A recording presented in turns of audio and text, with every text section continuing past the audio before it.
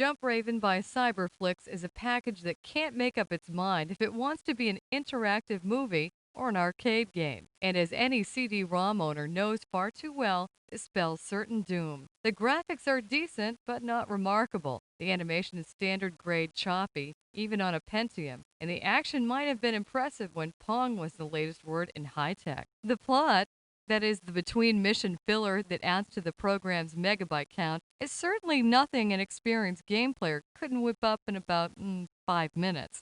It's the future, and from an ecological standpoint, things are very grim. Most species of animals have become extinct, but we have preserved their genetic code in the hopes of someday repopulating the world. Apparently, somebody ran out of crack to sell because the DNA samples have been stolen and are now being fenced on the streets of New York. Go get 'em. The game industry, along with the rest of the world, has become pretty politically correct. So I'll make what is likely to be my one and only PC comment now.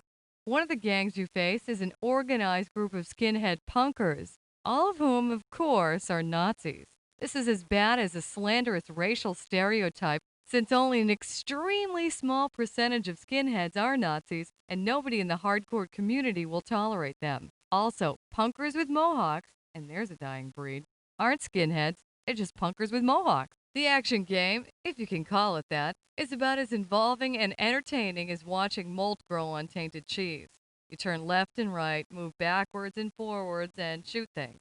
You also change altitude, but you have to toggle the up-down mode off to move forward or backward. I guess they thought using two hands to control the movement was too much for us lowly gamers. The movement is all step-based, like trying to play an action game with SSI's old gold box engine. Your co-pilot can take over some functions of the game, but what's the fun in that? The word interactive is starting to mean limited involvement, and this game certainly reinforces that slant on the term. Jump Raven's one and only selling point is the online manual, which is in the form of a robotic guide to the gameplay. The game doesn't even ship with a printed manual because it doesn't need one. This is a great feature and is the only positive feature to the package. Otherwise, this is the same kind of dreck we've seen far too often since we've started putting those shiny little discs into our computers. Jump Raven is one of those packages that gives CD-based games a real bad name. And if you know what's good for you, you'll find something else to do with your time and your money.